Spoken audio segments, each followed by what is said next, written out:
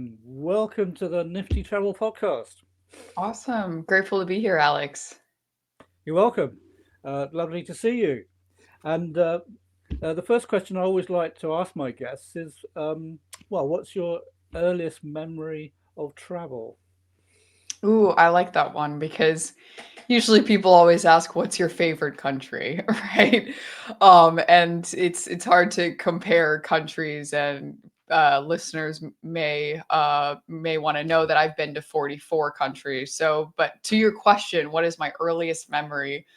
Probably when I was in the Bahamas, was one of my earliest memories. So my parents had a 42-foot Sea Ray, and I'm from Florida, and we would go to the Bahamas every summer from Florida to Nassau, and we would stay on the boat, sleep on the boat, dive, feed fish with cheese whiz, grab starfish from the bottom of the ocean, which was like a 20-foot dive or something.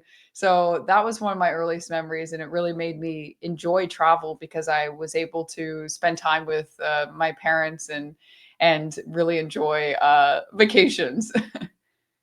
So it sounds like it gave you a strong inclination for the travel that you do later. Absolutely. And it really reminded me just how enjoyable travel is because it's a way for us to get out of our normal routine and experience life in a new way with new people, new types of food, new cuisines, a new way to really enhance our senses. Yeah, absolutely. So you said you were from Florida, and I think Jacksonville is towards the north of the state. Are there big differences across the state? Oh, absolutely. One thing that some Floridians may like to joke about is, well, the difference between the north and the south of Florida is the more north you go, the more south you get. And so, what I mean by this is the south, the southern, the pecan pie, the country music, all of that is more so in the north of Florida, and the South is more Hispanic because a lot of Cubans actually moved down there during some of the difficulties of Cuba in terms of communism. And and a lot of people from South America, Central America live in Miami area, and that is kind of like the capital of South America, some people even say. So I live in Jacksonville, which is in the northeast of the state, and it's named after Andrew Jackson, which is one of our presidents in the U.S. And it's also called the Gateway to Florida because we're at the very corner area of Florida, and so it's the first city that you really reach when you come into Florida, the first major city. All right. So if you live in the north, then does that mean all the busy part of the state is in the south? I would say that, yes. The biggest city, or the most dynamic city definitely is Miami, and then Tampa, and then Orlando, and then Jacksonville comes in fourth. So there's a lot of changes that are also happening in Florida, such as the Bright Line, which is a a train that runs from Miami to Orlando and is now connecting to Tampa. And in a couple years, they'll be connecting this train to Jacksonville as well. But we're kind of at the end of the vision, so to say. So a lot of young professionals really live in Jacksonville.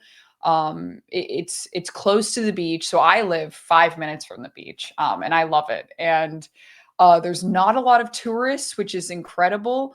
I was actually just in Destin, Florida, so that's on the west coast of Florida.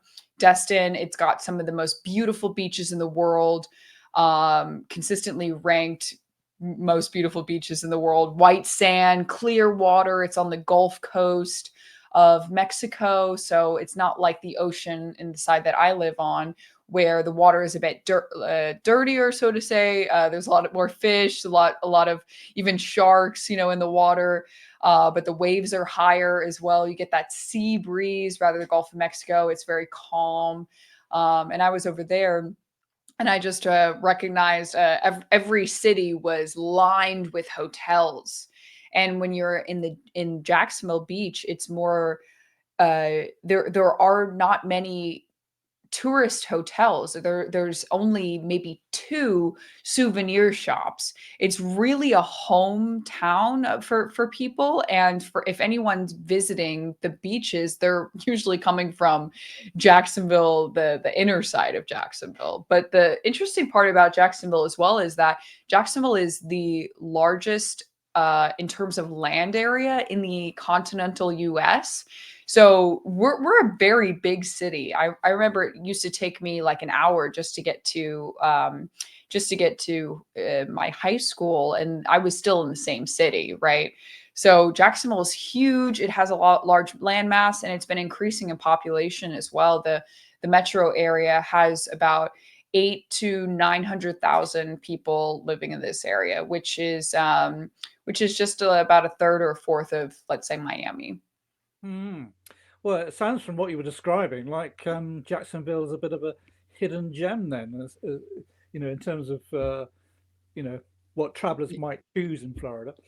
Absolutely. And I was speaking with someone who used to work in like banking, JP Morgan, Citibank up in New York, and he moved down to Jacksonville also around 8 years ago and has been now starting to develop this sort of tech startup hub in Jacksonville because it's so primed to it really exist here. It's just people are wanting it because a lot of people from the north are coming down south and they don't want to live in Miami because it's too chaotic, truly.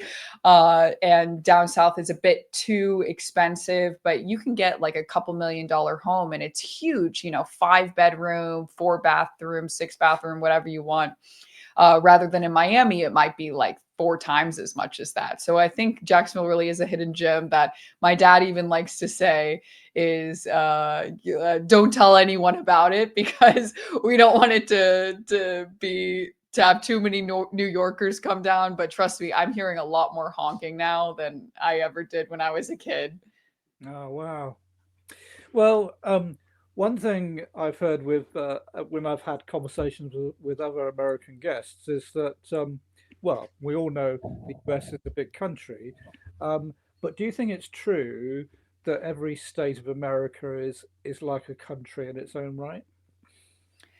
Well, since living in Europe, where the countries are even smaller than our states, I'd say yes in some way.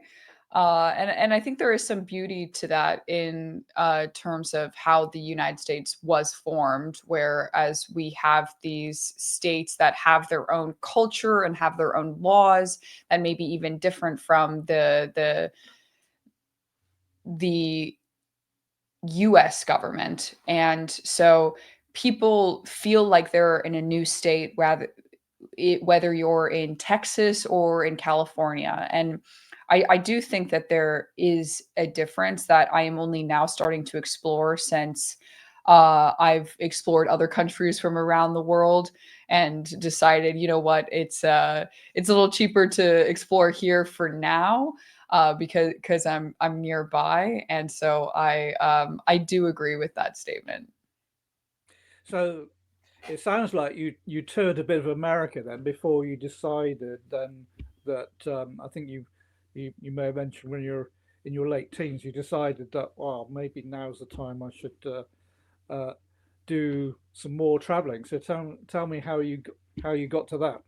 Yes. So I was 18 when I knew I wanted to I wanted to take a gap year and I wanted to work abroad in Costa Rica. But I remember specifically my dad would not let me go to Costa Rica because he thought it was unsafe, even though I did lots of research at the time and said Costa Rica is actually one of the safest countries for solo women travelers. And this was around like 2012, 2013.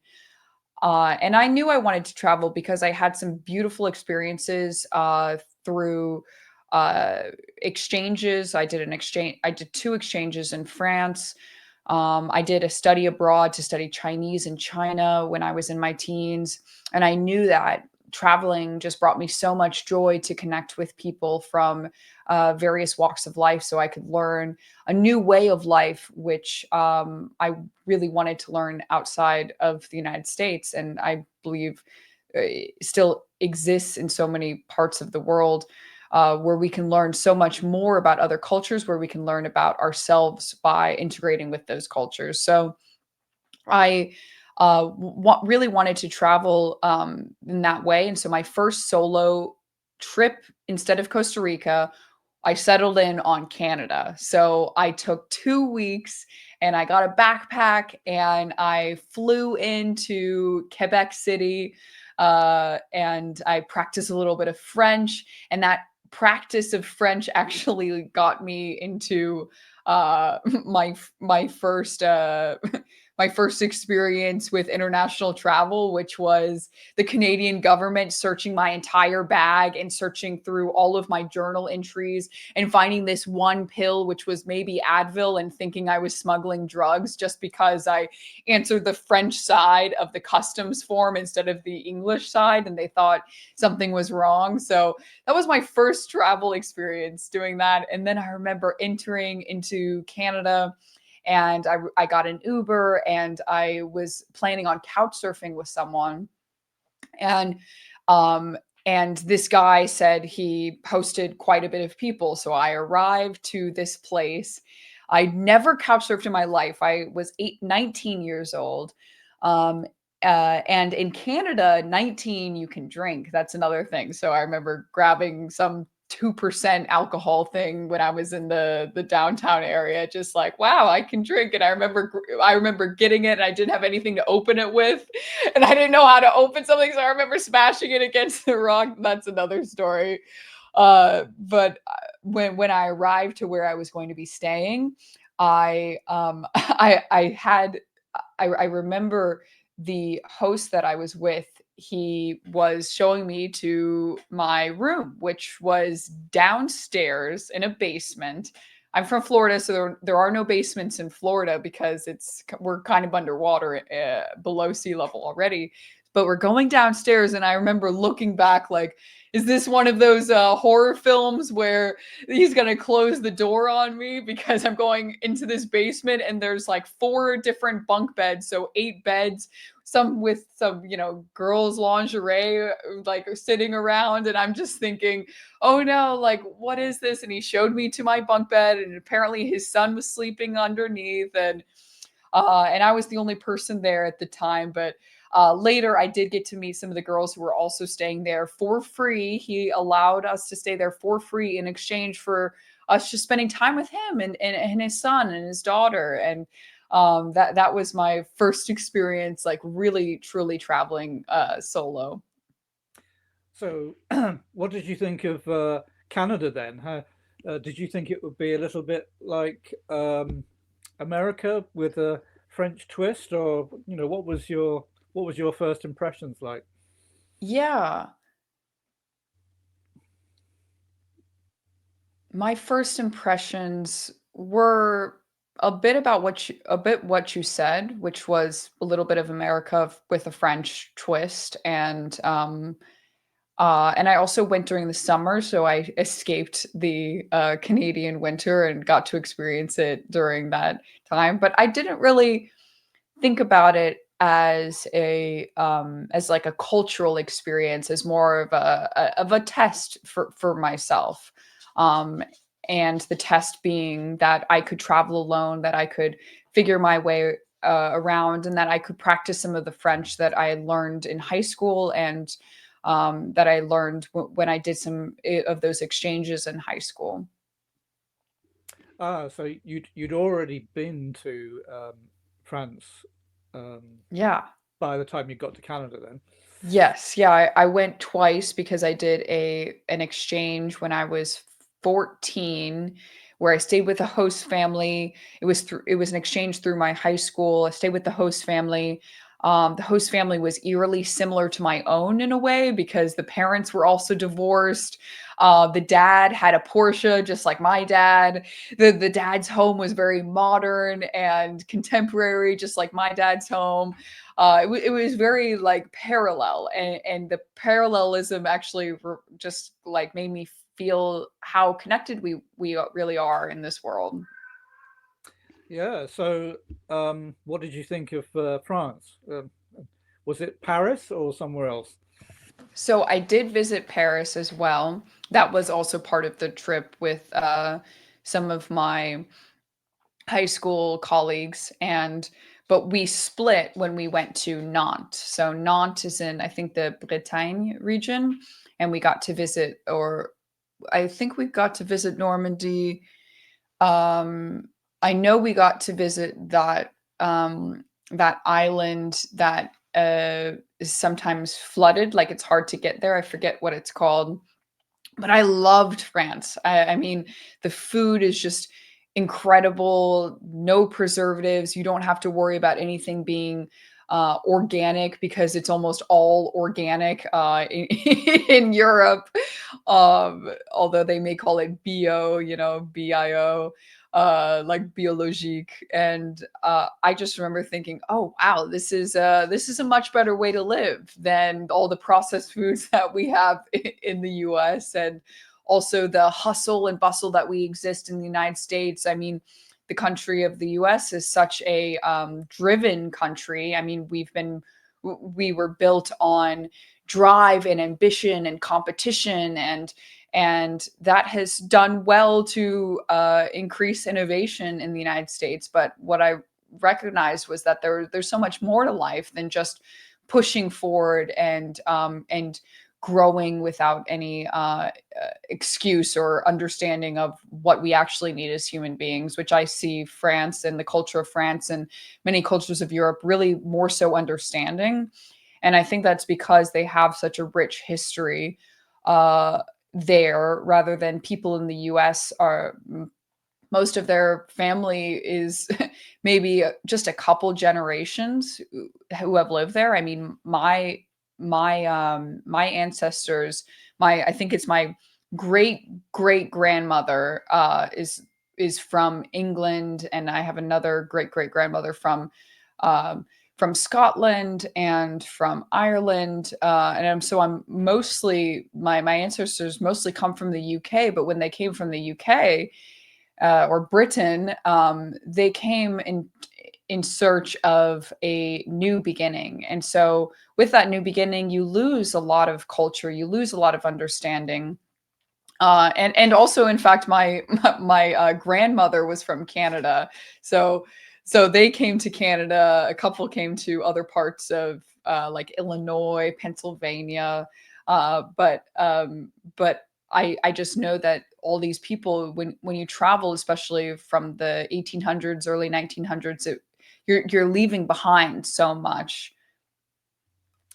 Well, it sounds like you've been doing a bit of family research. Yeah, absolutely. I think it's important to do that. And I know my mom has bought something like ancestry.com. And I think it's interesting to see where where we come from. Well, it certainly contributes to our psyche in a kind of way, perhaps in ways we don't quite expect. So you also Yeah. had to go to China then. Tell Yes. me about that.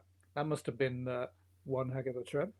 Oh, yes. So I received a Department of State scholarship to study Chinese in China, which was a pretty difficult program to get in. And somehow I got off the wait list. I was the only person who got off the wait list. So one person dropped off and I got in, and I spent 2 days in some orientation in New York, and then shipped off to China for 6 weeks to stay with a host family and to learn Chinese every day. So that was the first experience that I had with a non-Western country, I guess I'd say. Um, and I haven't had, or like I have had some other experiences, but that's actually the only country that I've traveled to in Asia so far. So in that experience, I was able really to see um, a new way of life that I also didn't really expect. So, for example, of course, we know communism is the in a way almost a religion, but also the government structure of China, and I think that has some ripple effects to how people exist in the country. And they even have a culture that that stems from a kind of non-religious area, which is Buddhism. Where Buddhism is more spiritual, or Confucianism is more spiritual rather than like following a strict set of rules. So something that I had experience with that were people in a park doing like Tai Chi, just slowly working on their Tai Chi moves, getting in the flow. And have never experienced something like that in a Western country. I feel like in Western countries like the United States or in Europe and the UK, people are very cognizant. And I'd say Europe, but I really mean Western Europe, because I have been to Eastern Europe and I see a bit of that kind of culture in areas like Bulgaria. But what I mean to say is that uh, because in China they're more focused on community and connection with other people and how we work all together, I think that shows in effect how people will be seen walking around in parks, really in a meditative state rather than in the United States. No one really walks around in a meditative state. You'll be seen as a little strange if you're just sitting on a bench staring off into the distance. Because I feel like in the US, people are always focused on what's the next thing, when are you going to work? But I was able to experience some of that in China, and that really gave me a new view into a new way of life. And I believe that I was also able to show them a bit of how the U.S. Of how Americans really look, I guess I'd say, because some people that I was able to see in Anshan, which is a small city of 1 million people, and this was 10 years ago. So this was 2012, so more than 10 years ago. And some people in this small city, which of course is huge in our comparison, they had never seen an American before. So being able to see me in person, they were amazed by my big eyes, they would say, and my big smile, and they would be so interested to speak with me. So I knew it was my responsibility to be kind and to show generosity and show kindness, because in a way I was representing the entire U.S. population, because I was the only American that they had ever seen before. Yeah, it's interesting, isn't it? I was going to ask you, whether you had, preconceived ideas of what China would be like, but Hmm. almost seems like it was a dual process. You were both observing each other in a way. Did it Oh yeah, I feel right? love that. Yeah, and I wanted to mention that there was this one saying on our T-shirt. So as I said, I was in a US Department of State program, and they gave us t-shirts, they gave us all the information that we needed. So these t-shirts from AFS is the program that I went through, um, said it's not bad, it's not good, it's just different. And I loved this saying because it's so true in a way. I mean, whatever they experience, whatever they're eating, um, of course, there are some things that we want to agree that are kind of bad, such as killing people, murder, or something. But just like slightly different experiences in existence is just different. And so when we're able to see travel, and when we're able to see culture in this way, I think we're able to really accept even who we are a bit more. And that's what I really love about travel is that we're able to see differences in the human experience that we can understand may reflect back onto us and allow us to see that our own lives, our own routines, our own structures can be changed at any time and can exist in a new way, and that we're not tied to any one space, one religion, one home, one language. We can become so much more than we really think. Well, I think you're right. We can, we're not a set of playing cards, and you only have one hand. You can always deal again. So, Yeah.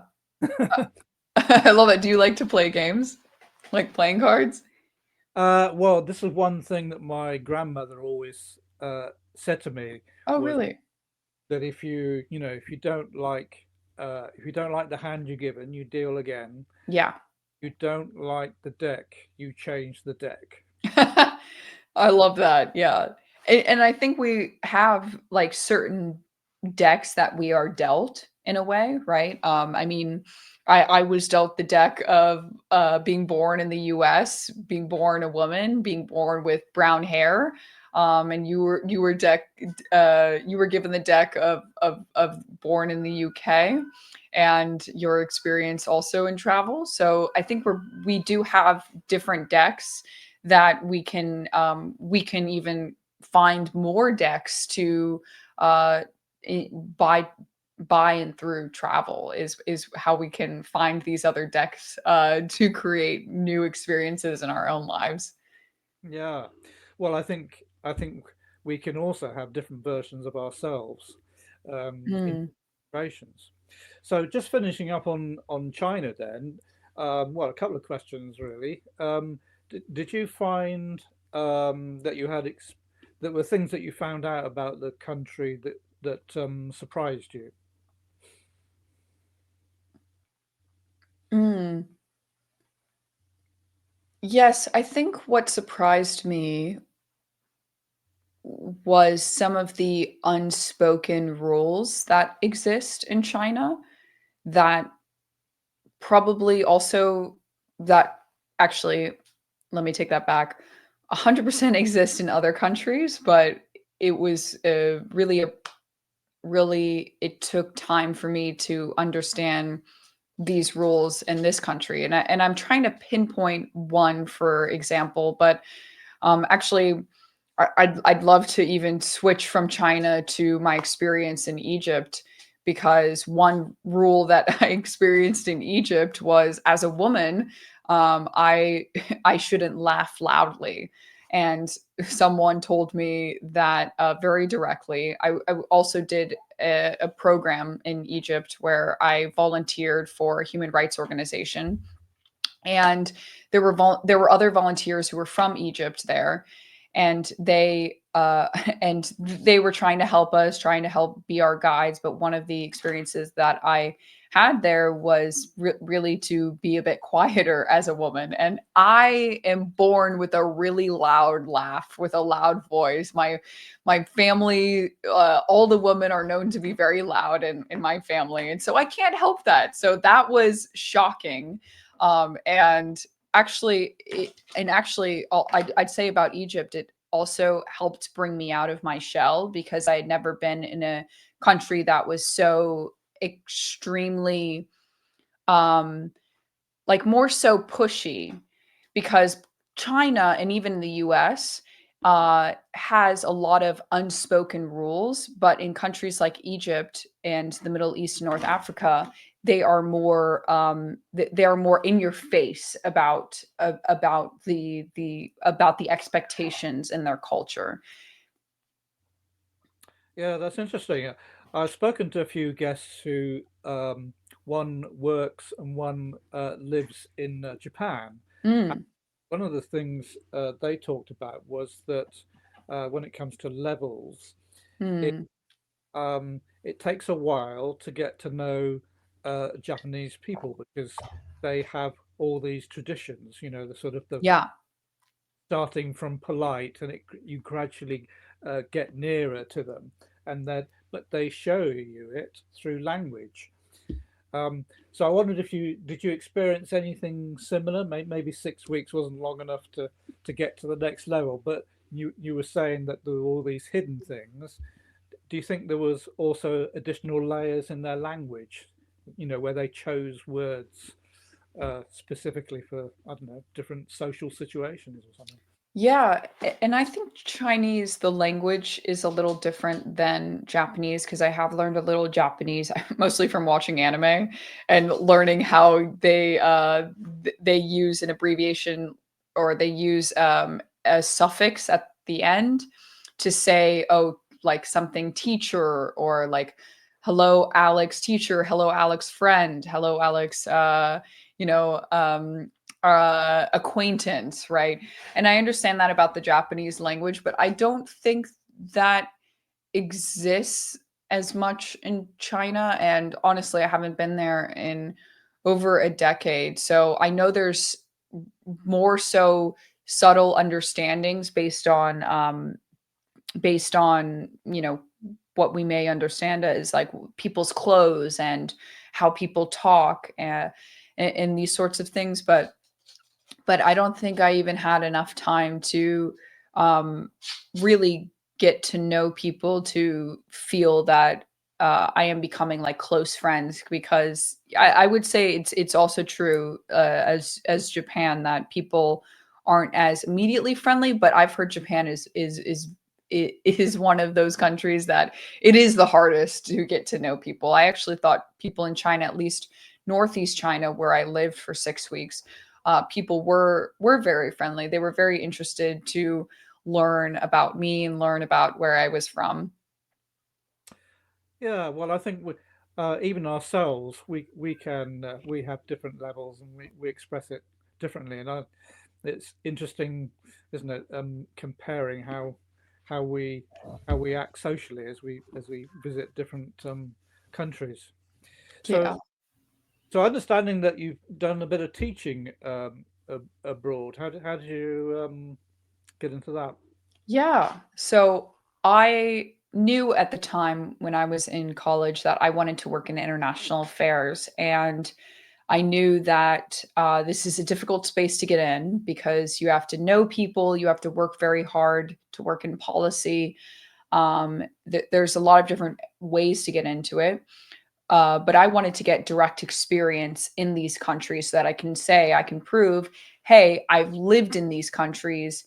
Can I go get a master's program, or can I work for your policy program because I have experience living in these countries? So I decided to get my teaching English as a second language degree. I took the TEFL, teaching English as a foreign language. There's also the TOEFL, which you may be familiar with, or listeners may be familiar with. And I did some teaching at my college, Florida State at the time. I taught people from Kuwait to South Korea to Argentina. Um, and I met people as an English teaching buddy. And so I did already have my TEFL. And when I was living in Egypt, I knew I wanted to come back, not to Egypt, but to somewhere in the Middle East and North Africa, because I was dead set on studying Arabic and studying in a country that was more focused uh, in that was more of an Arab country. And the reason is because there's just so much conflict there, and there's a lot going on, and I wanted to be involved at some level. So I set myself on looking at different places that I could go and I could live, and I found Tunisia to be a country that was the only country in during the Arab Spring to have actually succeeded, because they are a democracy. There's a president, they have a parliament, and there is some level of fairness, of justice, compared to other countries like Egypt, where when I lived in Egypt, my boss, I guess I'd say, one of the jobs that I was trying to do for my boss was to help fill out his application to move to Canada because there was so much injustice in Egypt in so many ways because it is essentially a dictatorship. So I, but I found Tunisia to be a country where I could possibly live in. I applied to work at Amid East, which is the American, it's an American nonprofit association that helps develop American and Eastern Arab relations. I applied to work there. I got in. I took a little bit of Arabic. And I taught English there for a year. I taught English to kids from 5 years old to business professionals, and I even got to teach to the Parliament of Tunisia, which was incredible. And I even networked my way to teach English to the ambassador of Iraq to Tunisia. So I got to connect with some really cool people, and and I'm really grateful for it from teaching English. But then I realized from teaching English that I actually wanted to get into technology and business, because after being able to teach some people like the parliamentarians of Tunisia, I realized a lot of them were actually in business. And so that was a real lesson for me. But I was able to really live in a country that I would never expect to live in, because I was able to teach English. So I definitely recommend being able to learn uh, English as a second language in a way, because it's an easy way to make money if you want to live anywhere in the world. And what did you think of Tunisia as a country? Did you get a chance to have a look around? Definitely, yes. I mean, it's the uh, I lived there more. It's the third country that I've lived in the most, I guess I'd say. The second is Germany. I've lived in Germany for a year and a half. So Tunisia, I lived in for a year, and so I really got to experience the culture and the food. And it also was a French colony, so I got to practice my French, which was important to me. Um, Tunisia is very interesting because it has some Arab influences, but it also has Berber influences, which is a very nomadic tribe, and and it was also a French colony. So uh, it was very like a hodgepodge mesh of cultures that wasn't really succinct on one space. So I think Egypt, I guess I'd say, had more culture because of the pyramids, and it was, and Alexander the Great lived there or conquered there, and it was closer to the Middle East. You could see Saudi Arabia, you could see Jordan from Mount Sinai, which is a mountain that I climbed. But Tunisia it is very different because it was a French colony. They don't really have as much uh, like specific culture, although they have tried to create it through the knowledge that there's couscous. So couscous is a popular dish there. But a lot of the food actually is pretty bland, I'd say, and I say that because you walk around the downtown area, and it's all the same food, no matter where you go. You could go to an upscale restaurant, it's just upscale, same food that you almost see on the street. So you're either getting some type of shawarma type wrap, um, which there's no vegetarian food at all, which I was trying to be more vegetarian, which was really bad in this country, because they don't understand what is not eating meat. Not eating meat for them is eating chicken. And of course chicken is still meat. So there's either chicken, meat, which is beef, or tuna. There's nothing really vegetarian, so it's very difficult to find something in this space. And couscous was pretty bland. I mean, I remember my one of the teachers in the English in the program that I was in where we were teaching English, he thought there was going to be baba ganoush and hummus and these dishes, which are actually typical more in Lebanon or Jordan. So he was very disappointed to understand the cuisine of Tunisia. But if you want to go to a cheap country and it's safe, Tunisia is great. I remember my dad was able to stay in the Four Seasons, which of course is a really expensive hotel, but you go to Tunisia, the Four Seasons is like $110 a night, and you're getting that Four Seasons level quality for that price. So I was able to go to some hotels where they were so inexpensive, and but I also really saw Tunisia as a safe kind of tourist destination for people who were from Europe. So if you were German or French, you were able to go to Tunisia and only spend $300 for all you can eat buffets, like dinners and tours on the desert, and staying in a all you can drink hotel as well. That was definitely very interesting. Yeah, well, it sounds like you had a bit of an adventure, and of course, there's a lot of history in North Africa, in particular. Do you think how important do you think history and travel are together? History and travel. Mm, Yeah, history and travel. I think it's so important to know the history of where you go. So whenever I travel, I always try to go to some museums to figure out like what is the history of this, because that can inform why they are the way they are, or why they eat the way they eat, why buildings look a certain way. So I think history is just, yes, so important. And there's usually more museums in Europe than other countries, because the history of, let's say, Tunisia is really just going outside and looking around. I mean, what was fascinating about Egypt, even in Tunisia, were Egypt has a bit more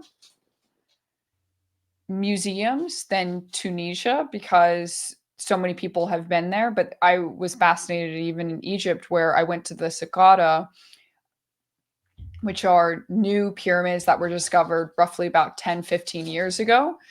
And this area, there was, you could just Uber there, $4 Uber, something crazy like this, $4 Uber to some new pyramids, and you're walking around. And I know my friends got into a sarcophagus. They were able to sneak into one. There's hieroglyphs inside the pyramids. You're able to walk inside. There's no ticketing. It's just really free reign. You're just walking around the desert. And so I think the experience of travel in other countries that don't have as much robust museum infrastructure is really just eating what the locals eat, asking like what's the local food, what's the best restaurant, asking these things, and then instead of going to whatever you see is a picture of spaghetti or a picture of baklava or whatever, going to the place where you don't even understand what it says, but ordering that, because that is the true experience that you're going to get. well, it sounds like you love trying out different cuisines wherever you go. Oh, absolutely. It's a way of experience of that one of your senses, truly. Mm. So you mentioned going into Europe itself. You spent a bit of time in Germany. So um, it sounds like you've had a kind of nomadic adventure, staying in different places for different periods of time. So do you feel like a digital nomad, or yeah, how do you think? What point have you reached? Do you think? Yeah.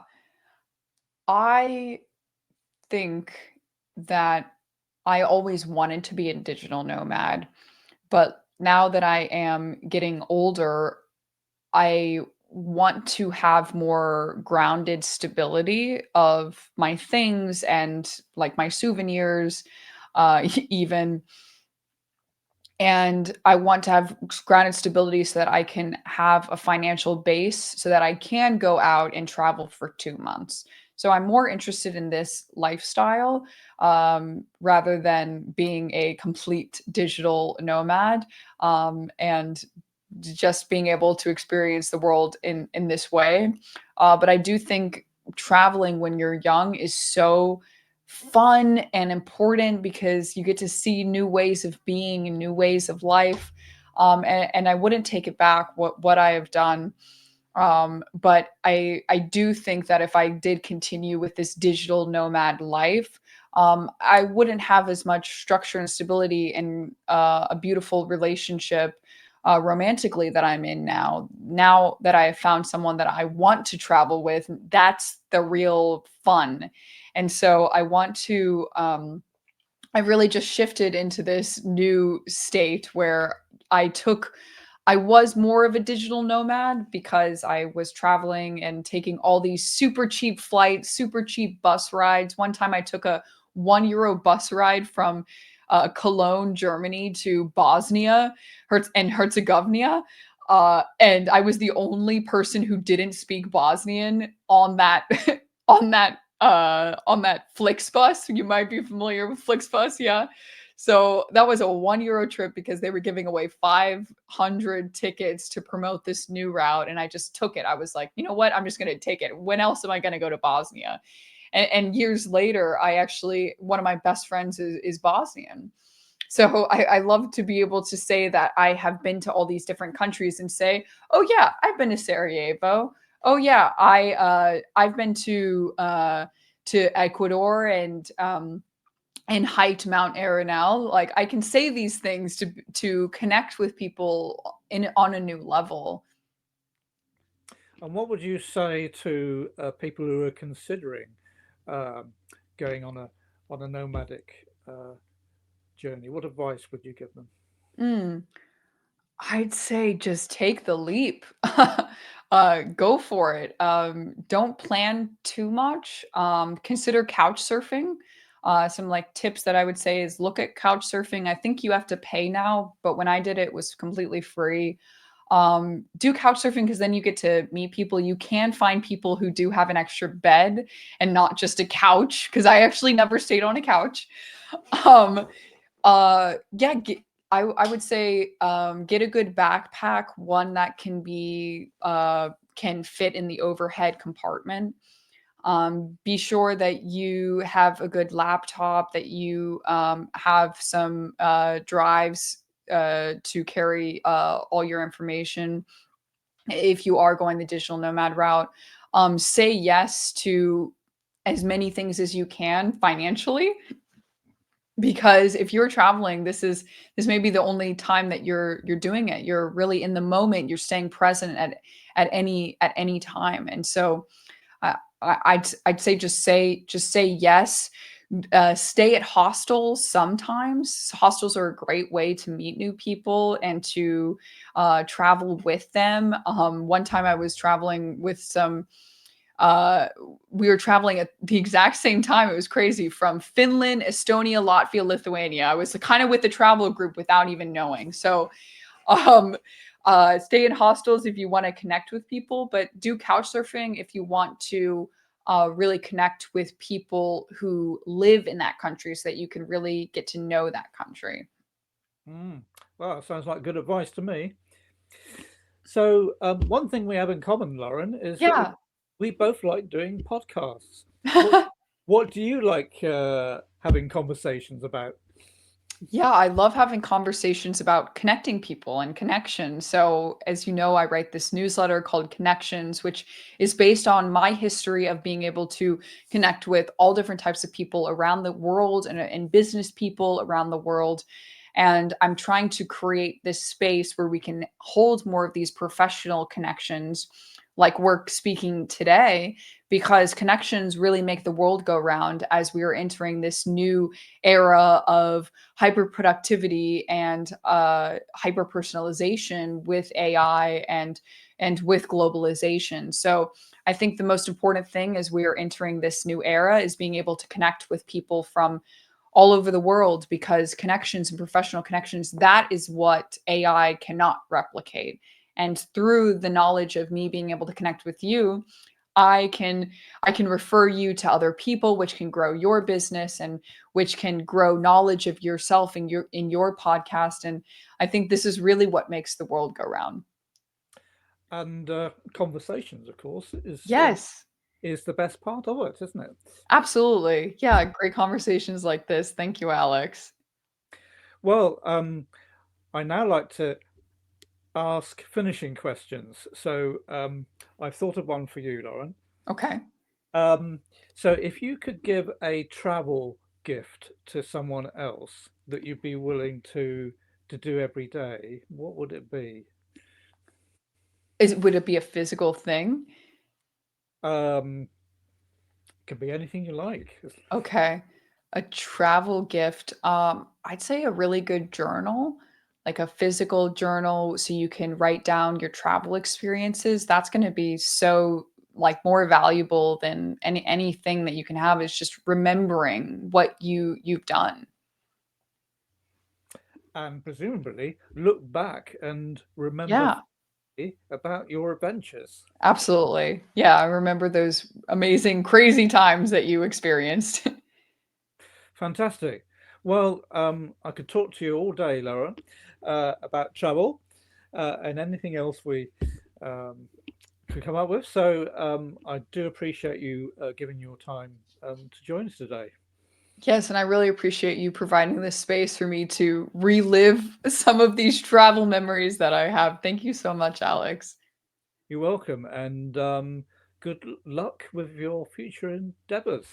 Absolutely. And I'll be thinking of the Nifty Travel podcast as I am continuing. So, yeah, thank you.